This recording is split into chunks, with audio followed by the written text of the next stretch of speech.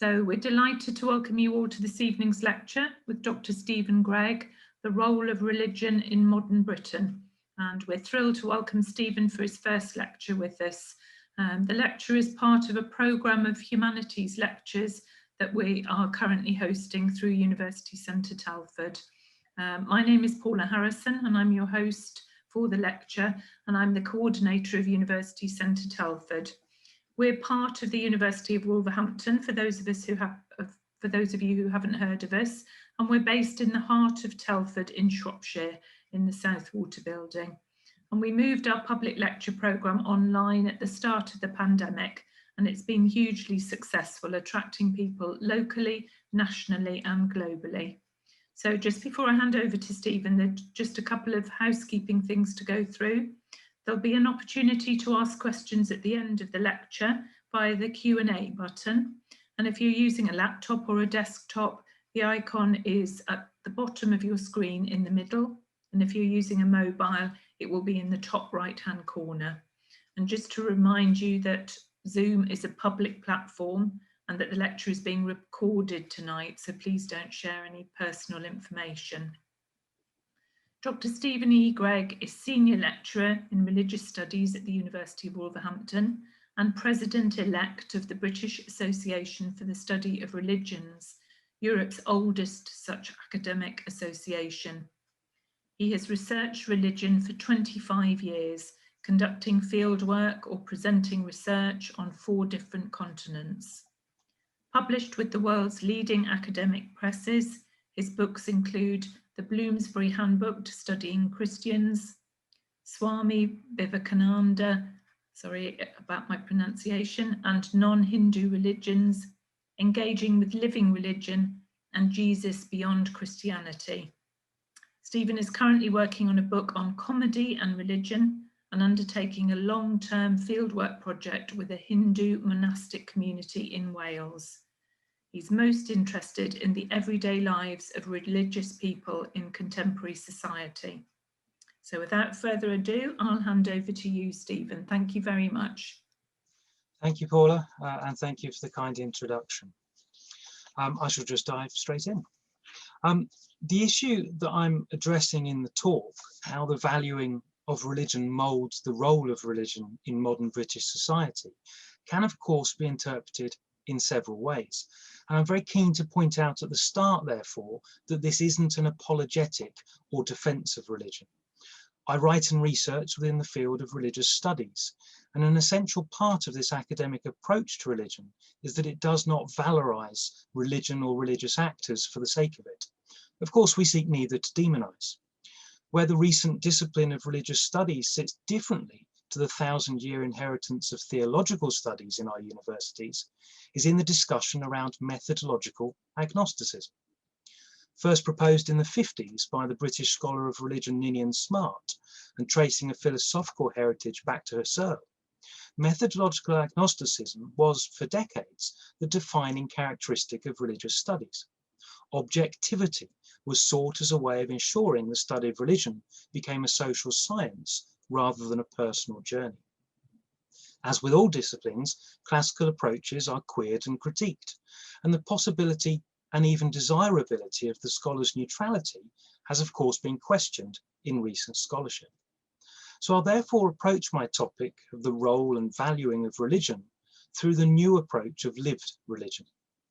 This approach makes several departures from the inherited frameworks of religious studies, which I argue are still enrobed in the theological trappings of previous generations of scholarship. Previously, academic approaches to religion sat within the world religions paradigm. This preferenced textual scholarship, historical and philosophical approaches to religions, and invariably gave voice to institutions, hierarchies, and leaderships.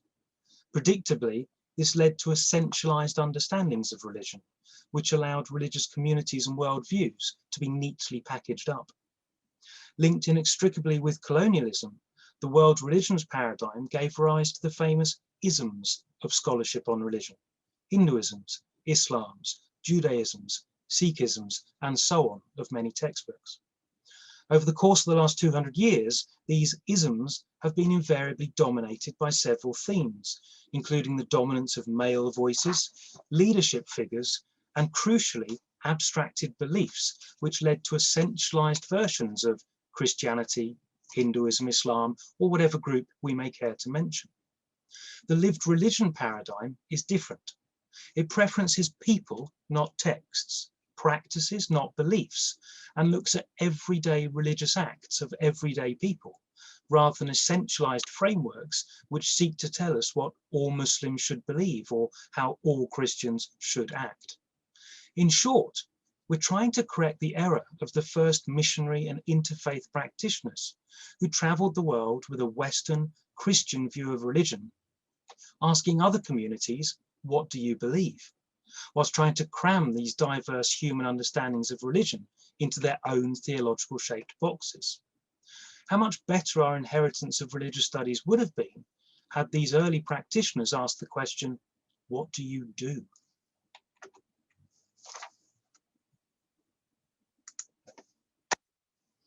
Because when we look at what people do, we encounter lived religion, everyday acts that give meaning to the lives of everyday people. And when we observe such acts, the first thing we notice is that religious identity is not neat and tidy, but messy and complicated. That members of the congregation invariably disagree with religious leaders, and that religion as lived is a dynamic and evolving phenomenon where change is normal. So when I speak of religion, I always mean this lived and dynamic definition, opposed to the static theological definitions of the past. In the hope that it helps, here's my own definition of religion. Far from perfect, I'm sure, but honed over 25 years of thought. So I define religion as the intergenerational renegotiation of etiquette for everyday living between human and other than human persons. And so with this approach, we find ourselves examining the rapidly changing place of religion in modern Britain.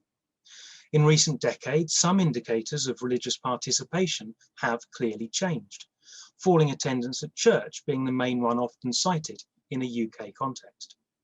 It's also clear that a major change has been the decreasing numbers of people identifying as Christians in the UK and rising numbers of people identifying as having no religion at all. The census in 2011 saw those identifying as Christian at 59%, although this must be weighted against a church attendance figure of less than 4% and less than 2% of the population with specific regard to the established Church of England. I fully expect these numbers to have fallen further in the recent census of 2021. Now, of course, regular attendance at a place of worship is only one way of measuring religious adherence. But however we measure Christian identity, it's clear that there's a large difference between those identifying as Christians and those actively participating in the life of Christian communities through formal or institutional centres. I want to argue that this is not an example of religion somehow going away or lessening, but instead an example of religion changing. For a number of years in the study of religion, sociologists have looked at attendance patterns and come up with two distinct camps of thought. The first, led by Steve Bruce, argues that secularism is real. Religion is disappearing, and the falling congregation numbers clearly show this. The second camp looks to the work of Grace Davey, who argues that this dissonance between the high number of people identifying as Christians and the low number of people actively participating can be explained with what she calls believing without belonging. In simple terms, people can have active and relevant Christian identities and allow these identities to be played out vicariously. In other words, by people acting on their behalf. The Church of England, as an established church, quite literally does this on behalf of every citizen. Whether you are a believer or not, whether you are a Christian or not, if you live in England, you are a member of a parish, and that parish has legal responsibilities, duties and obligations for you and to you. It is the Church of England that marches at the head of Remembrance Sunday parades, and it's the Christian hymn of praise, Abide With Me, which is sung prior to the FA Cup final every year. All these things inculcate an environment of religious belonging without the need for active participation.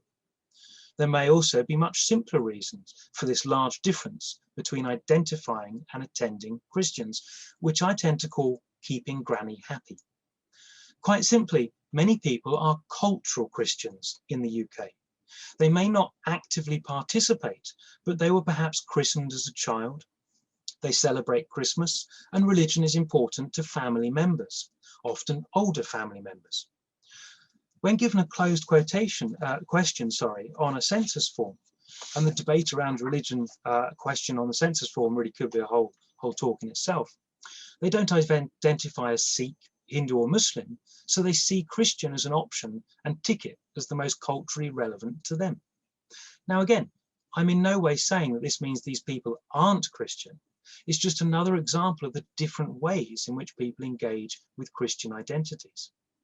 I want to come back to the UK as a particular case study, but I also find it interesting that very recent research undertaken on behalf of the BBC by Arab Barometer has found similar patterns in Muslim majority countries.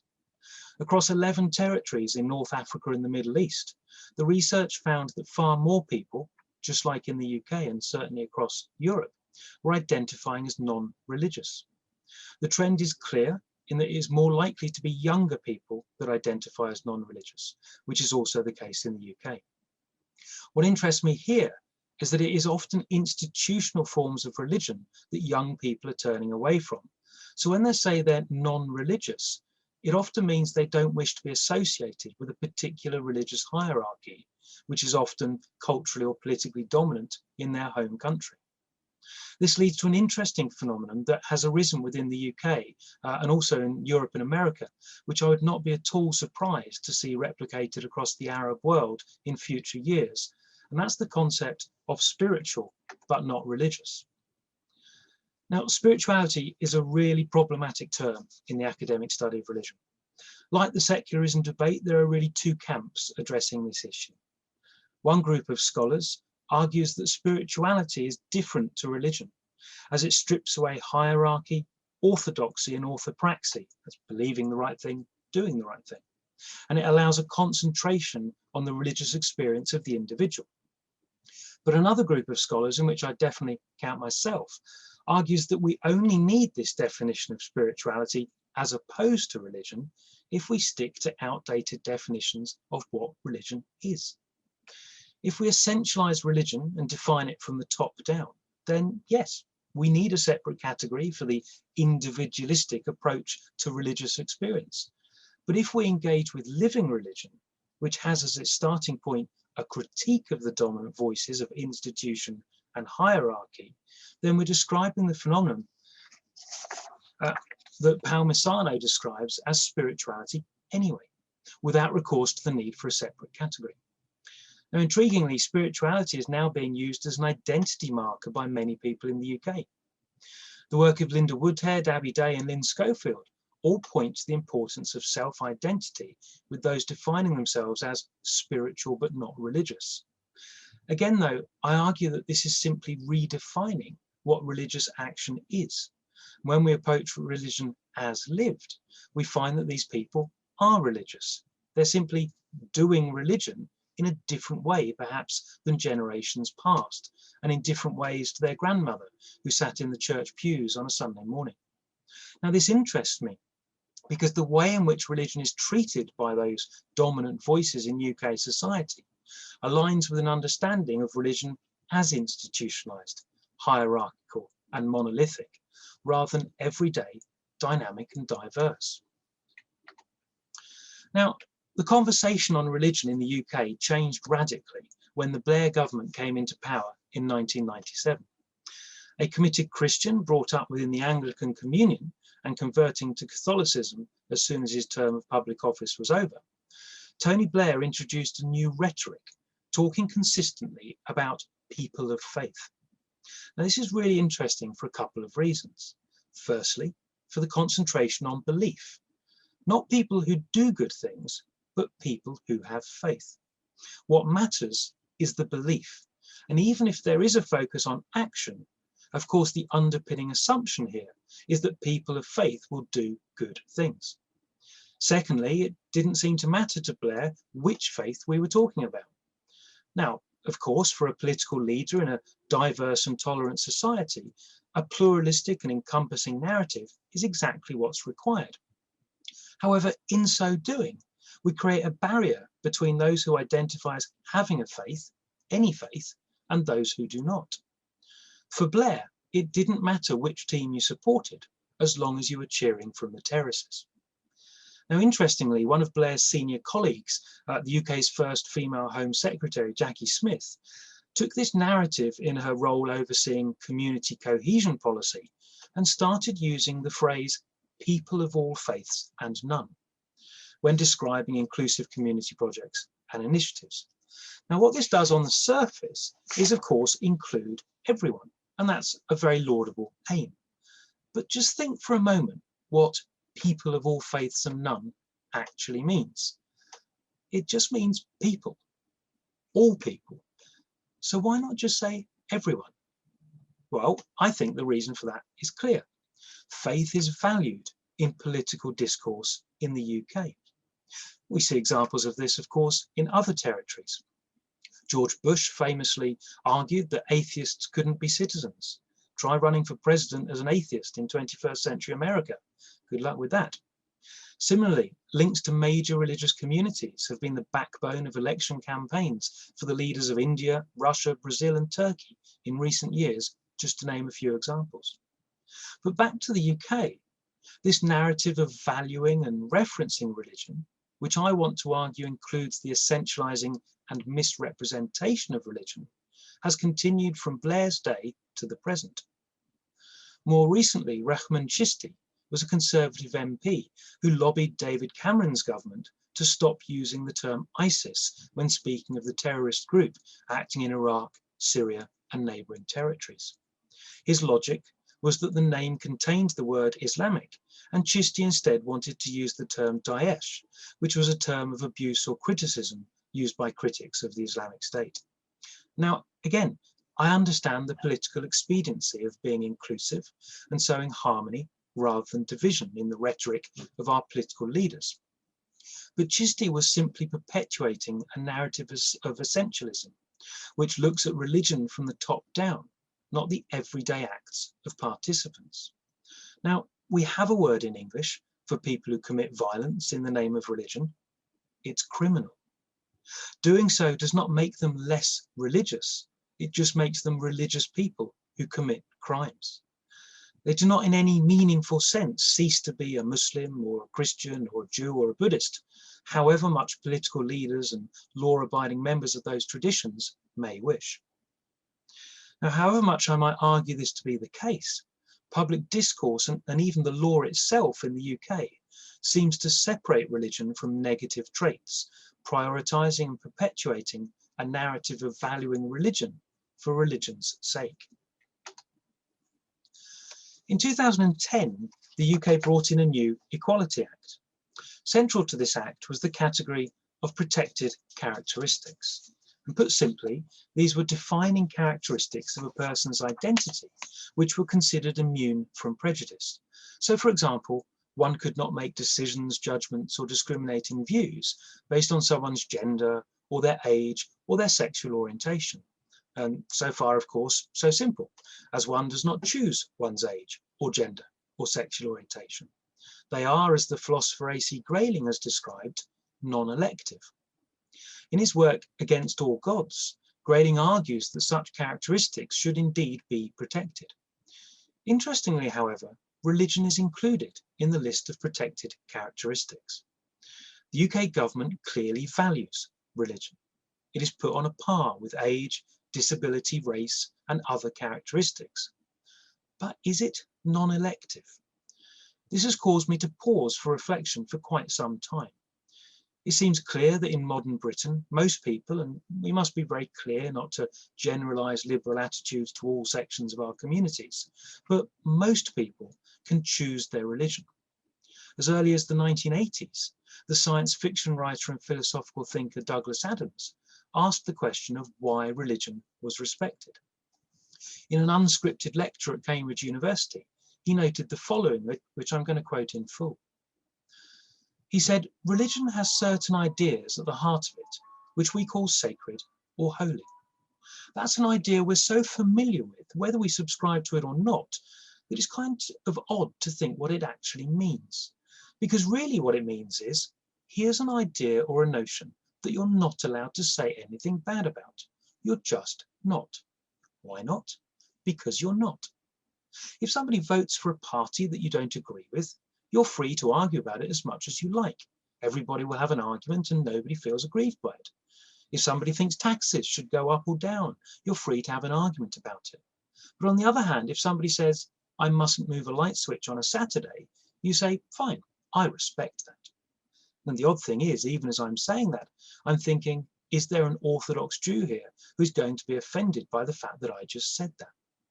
But I wouldn't have thought maybe there's someone from the left wing or someone from the right wing or someone who subscribes to this view or the other in economics when I was making the other points. I just think, fine, we have different opinions.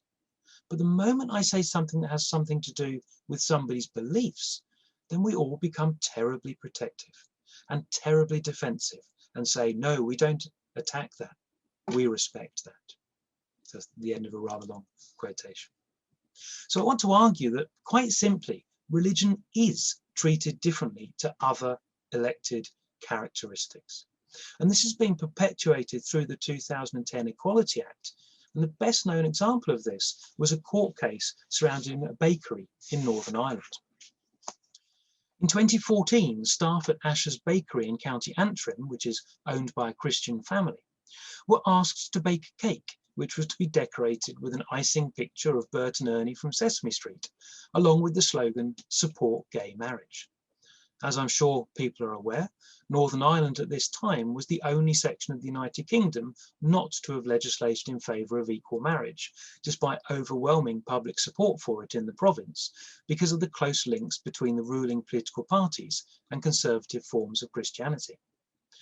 The staff at the bakery refused to bake the cake, and the couple who had asked them so to do sued for discrimination under the 2010 Act. What we had here was the most fascinating case of one set of minority rights against another, one protected characteristic in religion against another in sexual orientation. Now, the case dragged on for several years, going through numerous courts and appeal systems. In the early stages, there were consistent support for the gay couple in the findings of the courts, but as these decisions were appealed, the final decision of the highest court in October 2018 sided with the right to discriminate for the religious bakers.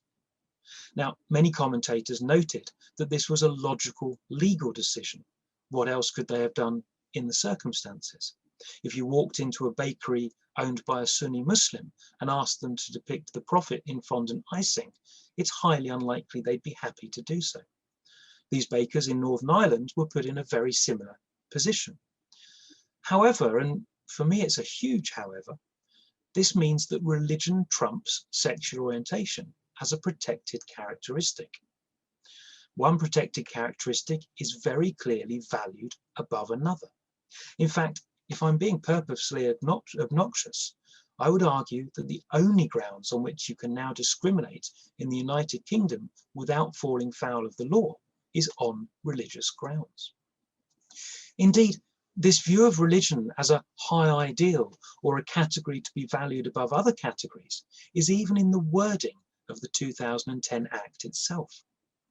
In the explanatory notes of Section 10 of the Act, it's clearly stated that religious views, and I quote, must be genuinely held, be a belief and not an opinion or viewpoint based on the present state of information available, be a belief as to a weighty and substantial aspect of human life and behaviour, attain a certain level of cogency, seriousness, cohesion and importance, and be worthy of respect in a democratic society, compatible with human dignity and not conflict with the fundamental rights of others. So, for example, any cult involved in illegal activities would not satisfy these criteria. End of quotation. And let me break that down for a moment or two.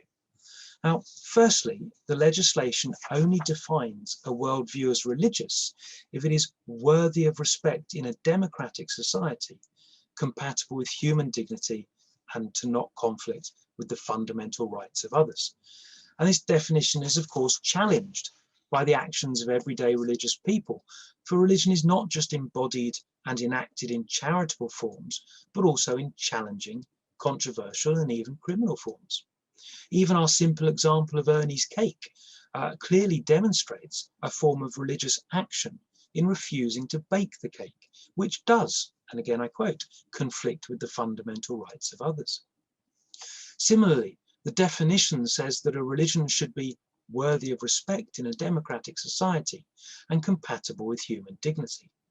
And again, being purposefully contrarian, I would ask about the human dignity of a loving couple denied a cake who were felt to feel like second-class citizens. Now, of course, I'm not trying for a moment to downplay the seriousness of this by using the cake example. Abuse scandals across the Catholic and Anglican churches, from Ireland to Australia, along countless examples of grooming cases, violation of women's and children's rights to self-determination, and other abuse of vulnerable peoples in Christian, Hindu, Muslim, Sikh and Jewish communities, paint a picture of expressions of religion which may well not be worthy of respect in a democratic society. Indeed, the 2010 Act explanatory notes even go so far as to say any cult involved in illegal activities would not satisfy the criteria for a religious worldview. And that really is astounding, as no serious academic scholar of religion would even use the term cult in that pejorative sense. Let me be incredibly clear. A cult is simply a religion you don't like. All religions start small. All religions have charismatic leadership. All religions require lifestyle changes of converts, and all religions challenge social norms when they're in their embryonic forms. Since the 1970s, the term cult has been used, overwhelmingly by theological writers, to describe religious movements that the writers simply didn't like, or that chime against the worldview of the people labeling them a cult.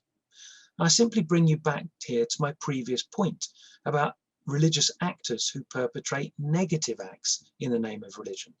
They are criminals, but religious criminals. Likewise, some religious communities, large and small, conduct themselves in ways that are not worthy of respect in a democratic society and often cross legal thresholds. In the explanatory notes of the 2010 Equality Act, the child abuse cover-ups in both the Anglican and Catholic churches would surely fit the definition of cults, not religions, using the very logic of the wording in the Act. Now, of course, I'm not actually suggesting they're cults. I reject the term as unhelpful and outdated. But I do suggest that this highlights the problem of valorizing religion as a category, separate from the lived reality and everyday actions of people embodying these religious worldviews.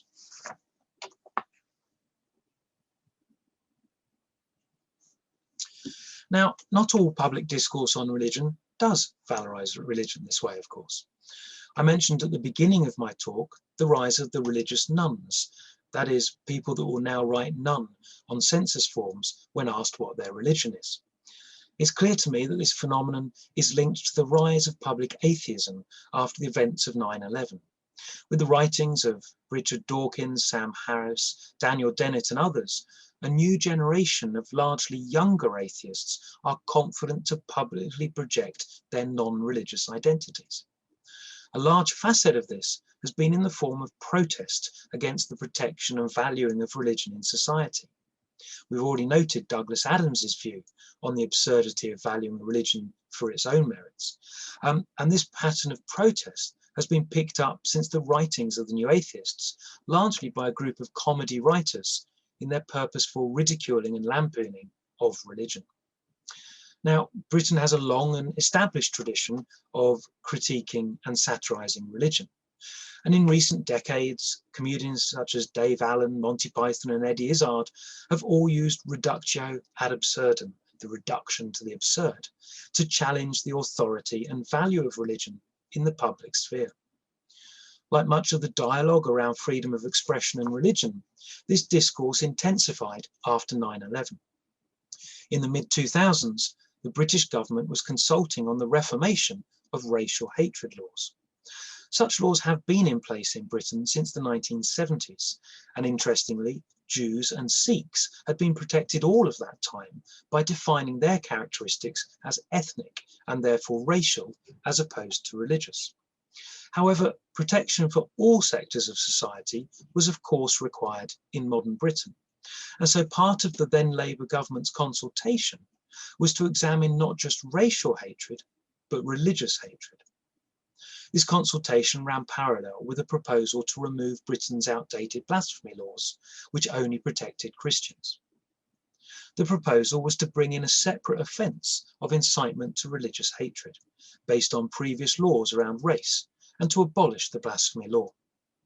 For many critics of religion, this was seen as a watershed moment, where religion was being valued and protected by the state as a sui generis category. Indeed, for many comic writers and performers, whole acts, performances, and indeed careers had been based on the ability to ridicule religious values and worldviews. Such was the concern that ridiculing actions could now lead to prosecution under the proposed system, that lobbying groups were formed and questions asked in select committees in Parliament. At the head of this movement was the comic actor Rowan Atkinson. A vocal critic of religious worldviews, Atkinson had been lampooning religion since the controversy surrounding Monty Python's Life of Brian, when he famously turned the tables on the indignant Christian commentators by writing and performing a sketch entitled The General Synod's Life of Christ for the satirical television programme Not the 9 O'Clock News. The campaign was successful, and the legislation drew a line between artistic ridicule and incitement to hatred.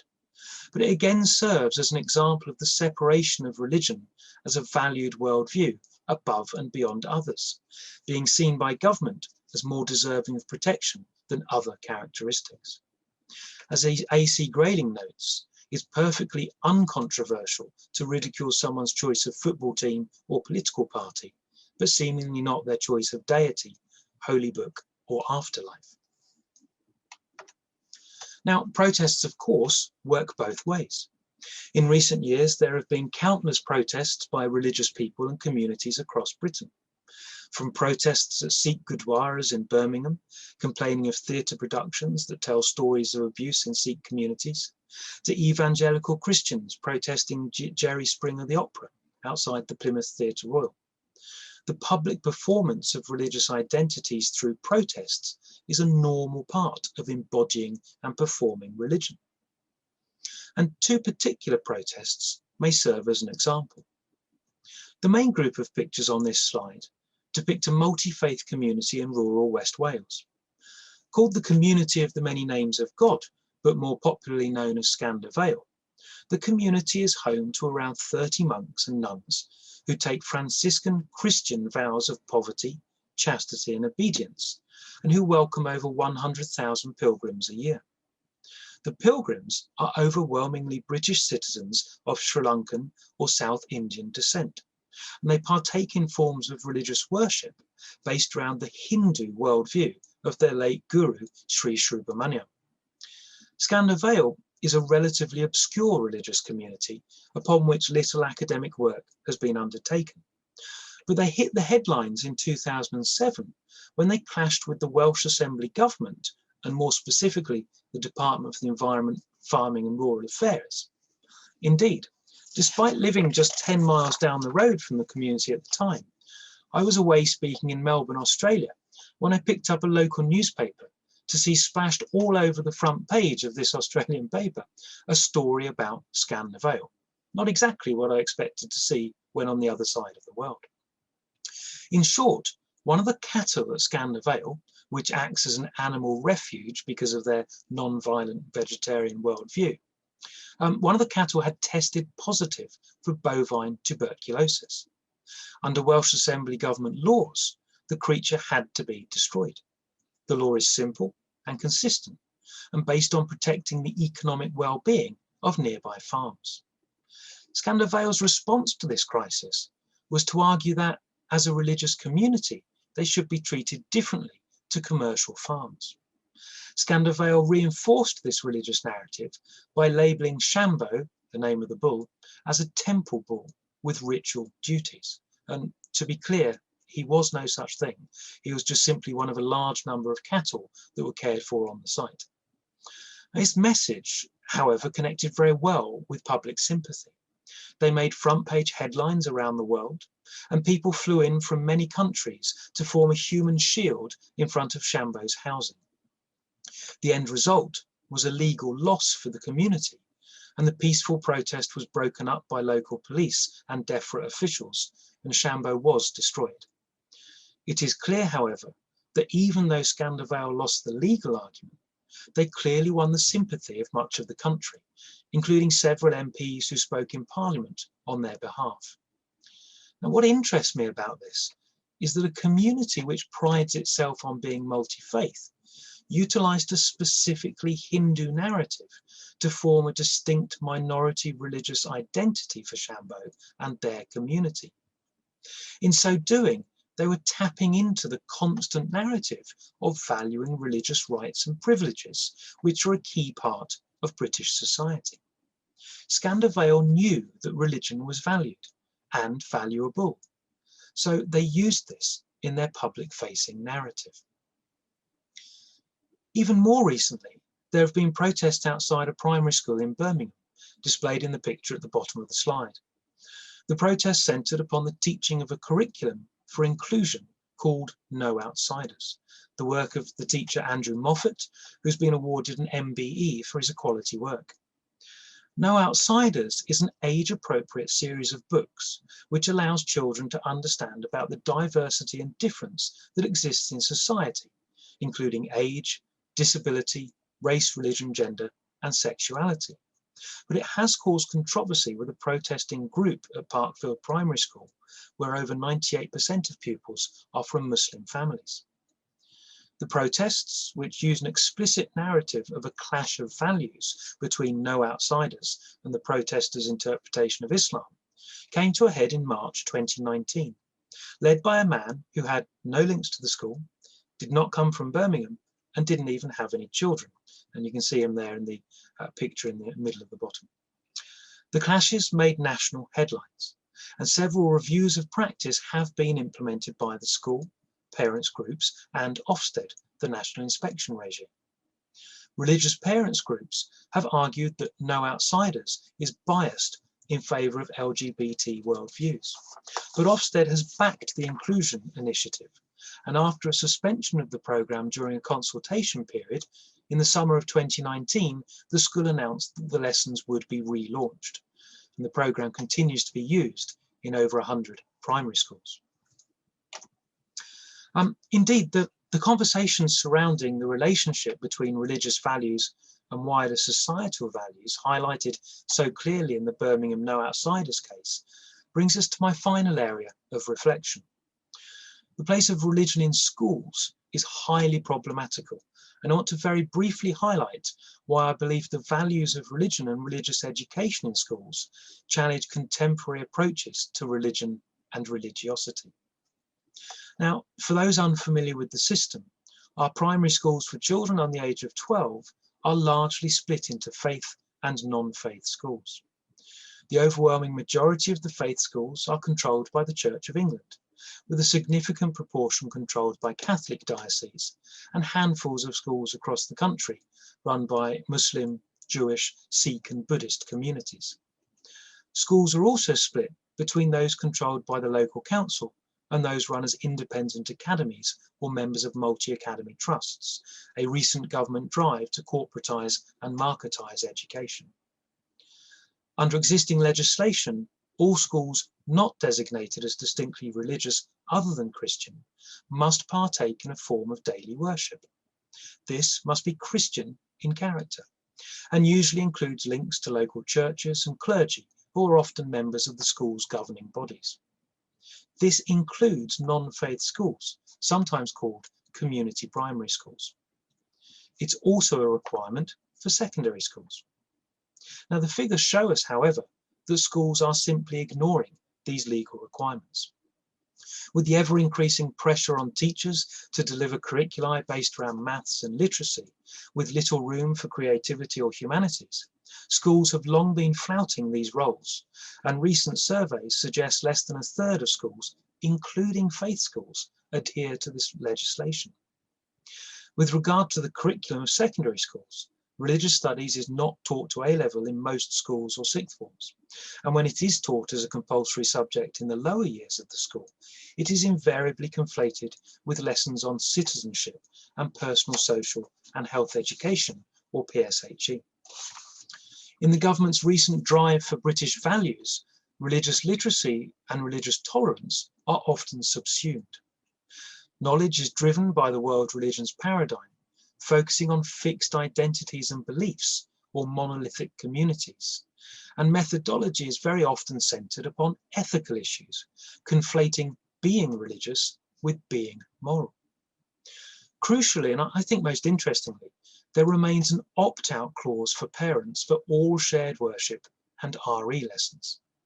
Parents are at liberty to remove their children from lessons that do not agree with their worldview. And I find that staggering, because it shows how religious education, which should more properly be called the study of religion, is treated as a special case, a second-class, non-national curriculum subject compared to other humanities and social science subjects. By allowing the opt-out option to remain, and by insisting that schools should have active daily worship, religion is seen as something to be done, not something to be studied. Religion is seen as benign, offering guidance on ethics and morality and social welfare. And of course, both of these statements are true. Religion is embodied, enacted and performed by religious practitioners all over the world. But it seems perverse to me that religion is treated differently to other humanities subjects. We do not teach political studies by insisting that people sing the Labour Party's red flag, or by expecting people to put into action the latest Liberal Democrat Party manifesto. And this might sound a frivolous comparison, but there's nothing inherently positive or negative about political life.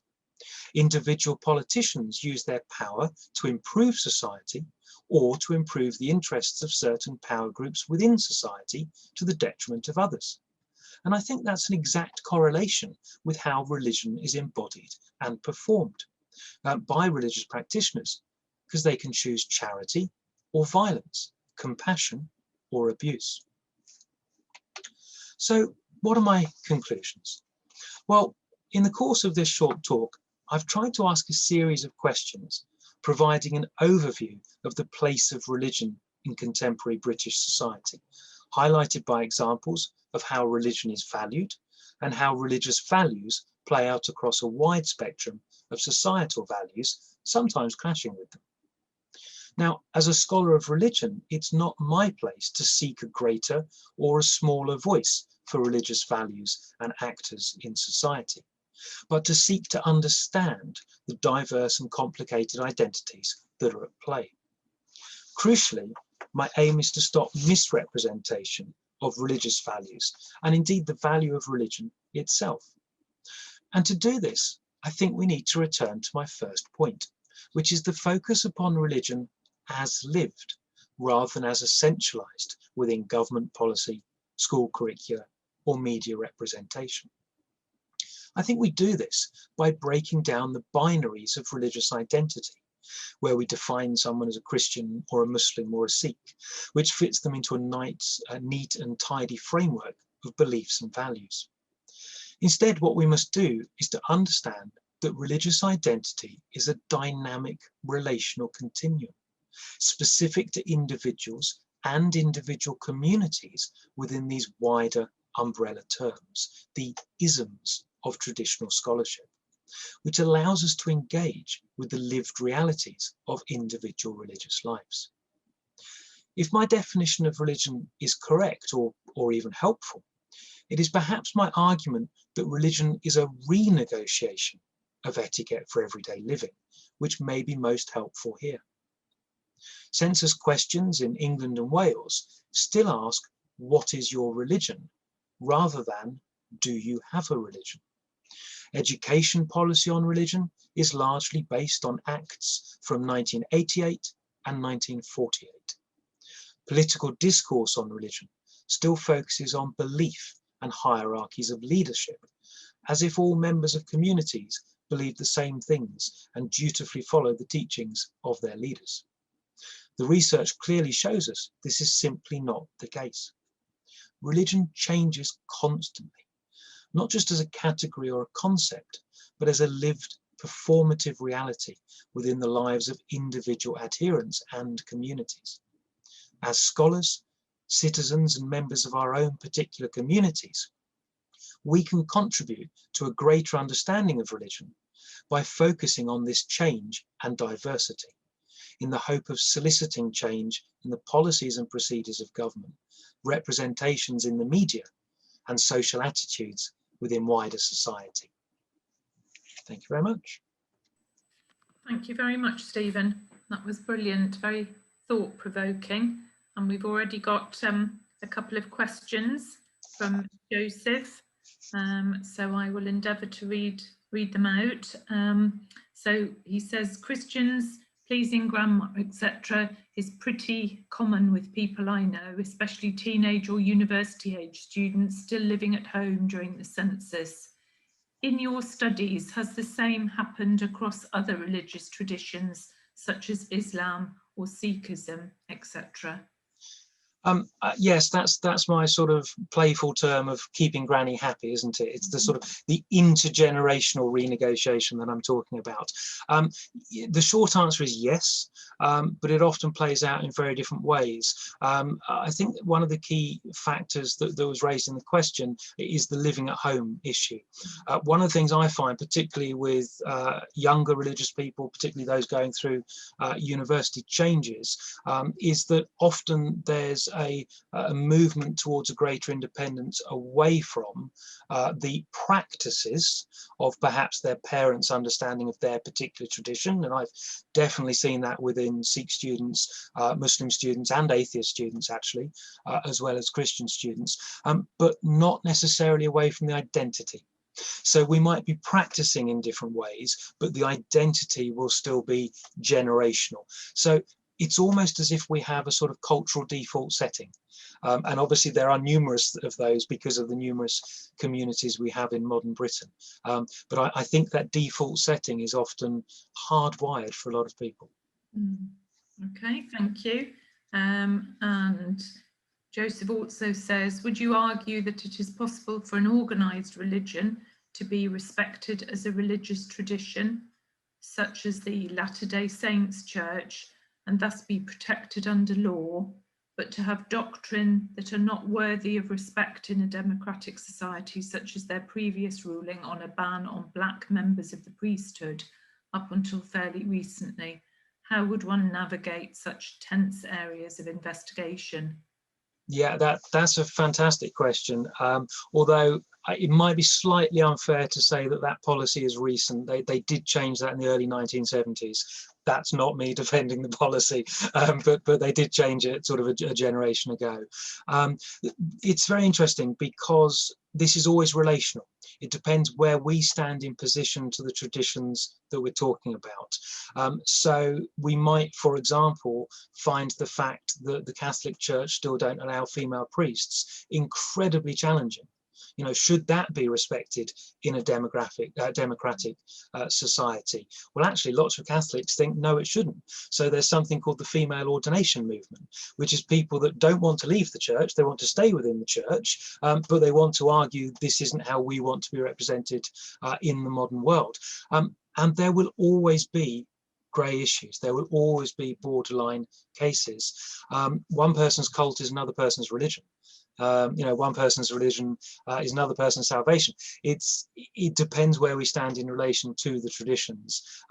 When it comes to major traditions like the Church of Jesus Christ of Latter-day Saints, who are more commonly known as the Mormons, they're particularly complicated because they're a church of tens of millions around the world, but actually they are a tiny community in Britain. So, you know, we're then talking about minorities of minorities, where they fit in with the wider Christian community. There's no easy answer to that. Okay, thank you. Josie Ann says, thank you very much, Stephen. That was very interesting. Aled says, thank you, Stephen. Do you feel that new atheism and the Four Horsemen has lost its grip on British discourse on religion? Did Dawkins, Hitchens et al. Have a flawed understanding of religion? Yes, it's an incredibly simple answer. For people that sort of aren't aware of the chronology of this, after 9/11, there was a rise in people declaring themselves as atheist, as an anti-religious stance. Sort of there were T-shirts printed, you know, saying science flies you to the moon, religion flies you into buildings. It was quite a combative conversation between atheism and forms of religion, and that was popularized by people like Richard Dawkins. But that sort of reached its popularity about 15 years ago. They really misrepresented religion. The new atheists, as they were called, actually embarrassed a lot of atheists who didn't want to be associated with them.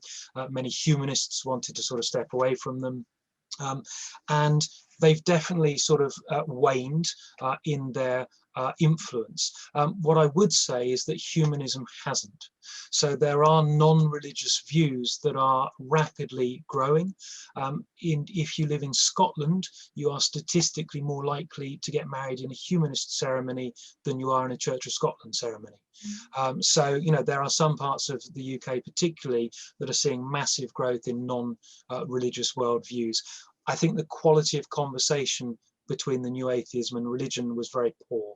And I think it's much more nuanced now. We're having a sort of religious nuns and humanistic conversation with religion.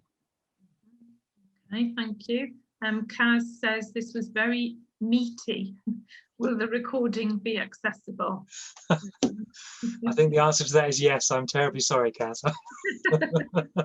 Yes. So we were discussing beforehand, it will be available on the Humanities YouTube channel, the Philosophy, Religion and Ethics YouTube channel, and it is on there on Twitter, I believe, as well, being live recorded, and it will also be on University Centre Telford YouTube channel as well. So the answer is yes in various places. So thank you, Kaz. Frank says, hugely thought-provoking, Stephen, especially on the subtle differences in how the elements of elective identity are treated by our institutions. I do think actually that's of crucial importance. I mean, when you have two minority views, when you have two minority communities, when you have two, you know, protected characteristics, how do you balance them off each other? It is abundantly clear in the UK, religion trumps sexuality. You know, that was the Supreme Court. That's the decision. And I think that's really interesting, because we come back to the question of, is religion elective or non-elective? Now, if we're talking about children, I don't think we can have that conversation, because children invariably follow their parents' tradition. But when we're talking about adults, it's much more complicated than that. You know, it's really, really tricky. And I think I would say that it is elective, but it's really hard to argue it definitively. Okay, thank you. Victoria, many people claim not to be religious, yet show similar behaviours towards aspects of popular culture. Would you consider fandom a religion? And do you think that these forms of religion should be included on the census? I'll answer the latter bit first. No, because otherwise we would have a list of 300, 400, 500 different sort of communities and views of religion. I think it would just get more complicated. We can solve the census issue straight away, by the way, by just following the Scottish system. The religion question in the England and Wales census is ludicrous, because it assumes that one has a religion and then just gives you little boxes to fill in. And in fact, to sort of demonstrate how useless it was, in the 2011 census, a group of people put heathen for their religion, which is a distinct pagan tradition under the Scandinavian heritage. But the people analysing the census thought heathen meant they didn't have a religion and they were atheist, because it has Christian associations of not following the right beliefs. So there's a huge problem around the census. I definitely wouldn't add it to that. I'm absolutely open to and fine opening out our definition of religion to non-traditional understandings. You don't need a prophet, you don't need a god, you don't need a holy text to be a religion. That is abundantly clear to modern scholarship. The question I would ask about fandom is, where do the other than human persons come in? And maybe the questioner has an exact answer for that. But when I use that phrase, that could be a god, it could be an angel, it could be, you know, a spirit dwelling in a rock or a tree. You know, that's what I mean by other than human person. And I'd wonder where that comes in fandom. Yeah. Okay, thank you.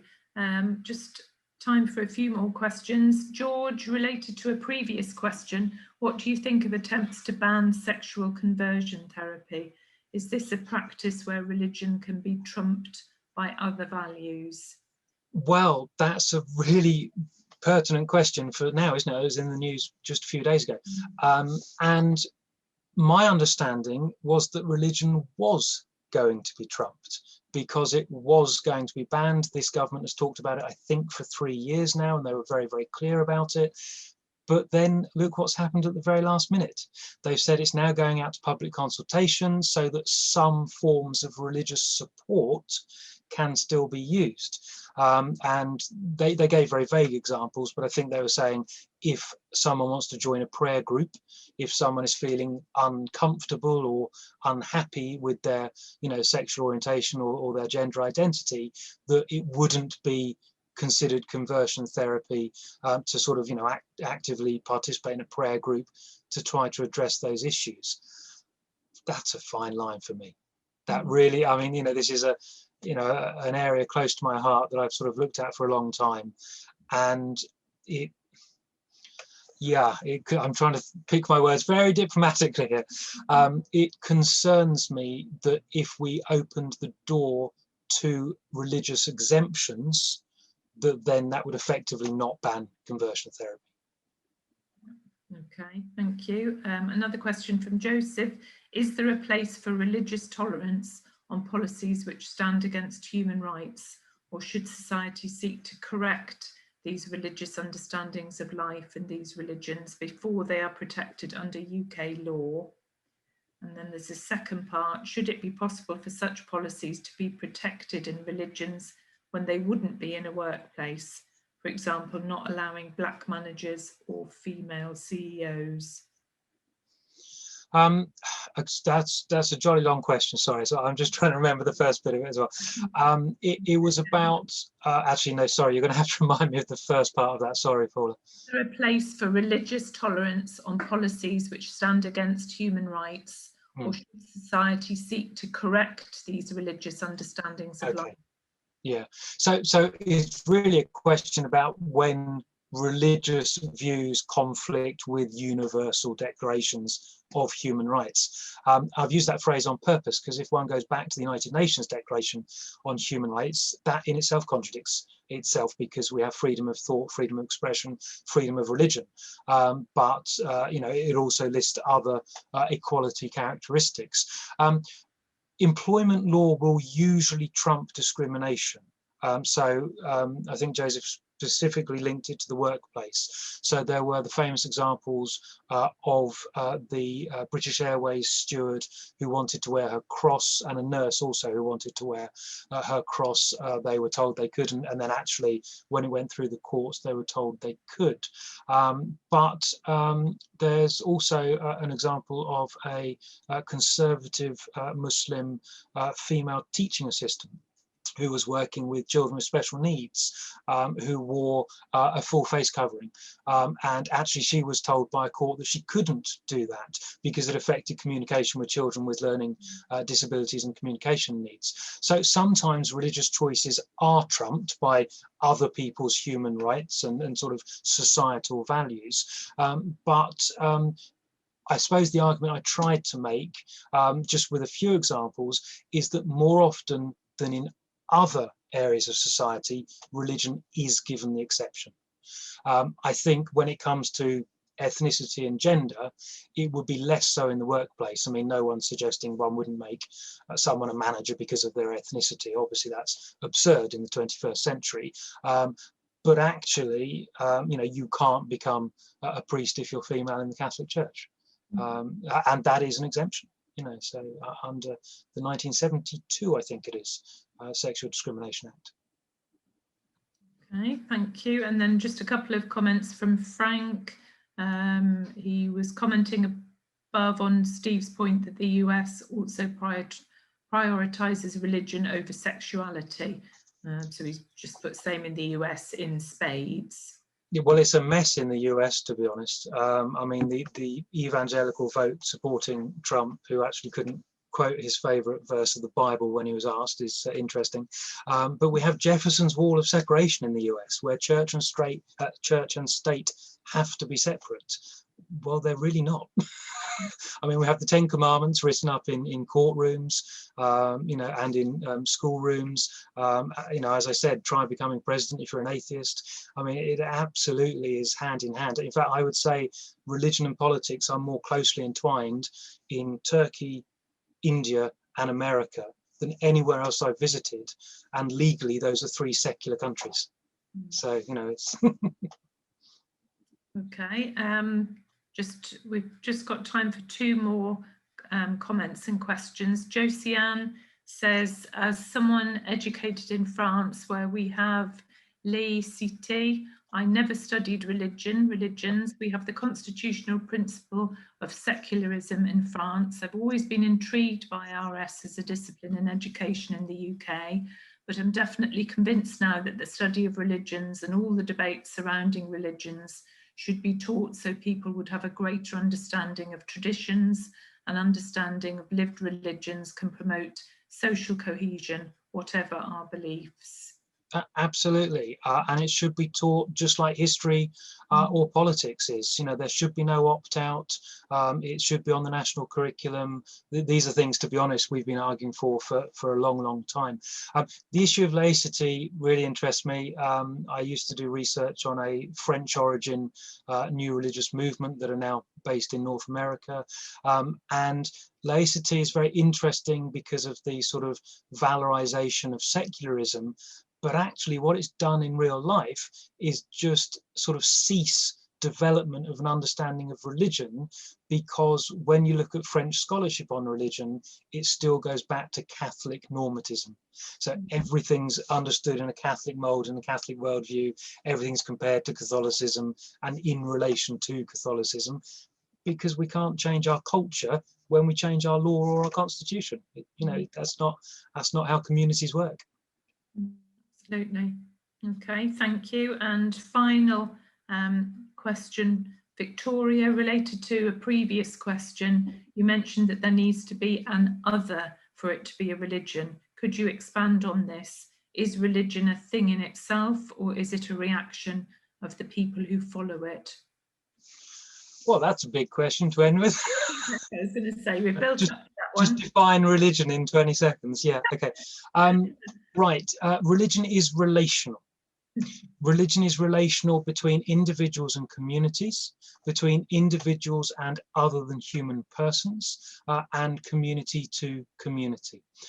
Clifford Geertz famously said that whatever religion may be, it is a social institution. And I think we'll quote our friend Desmond Tutu here, who said that the concept of Ubuntu, which is a Southern African philosophical tradition, and Ubuntu means that my personhood is wrapped up in your personhood. I only exist and make sense as a person because of other persons interacting with me. So I'd go further in answering the question that to be human means to be relational and to engage with others. And we are homo religiensis. So yes, I'd apply it to religion too. Victoria apologises for her question. That was a hell of a big question. Josiane, last comment, says she agrees with you, Stephen, regarding identity. She calls herself a recovering Catholic. Well, you often get people that identify themselves as a Catholic atheist or a Jewish atheist. You know, these identities don't go away. Yeah. That's right. So that's brilliant. Thank you very much. Some excellent questions there. And thank you for those answers. That was fascinating. Thank you very much, Stephen. And thank you to everybody who's attended. That was a very lively debate, and I have a feeling that we probably could have gone on all evening there. Lots of really positive feedback, Stephen. So thank you very much to everybody for attending, and thank you again to Stephen for a fascinating lecture. Bye-bye, everybody. Thank you very much.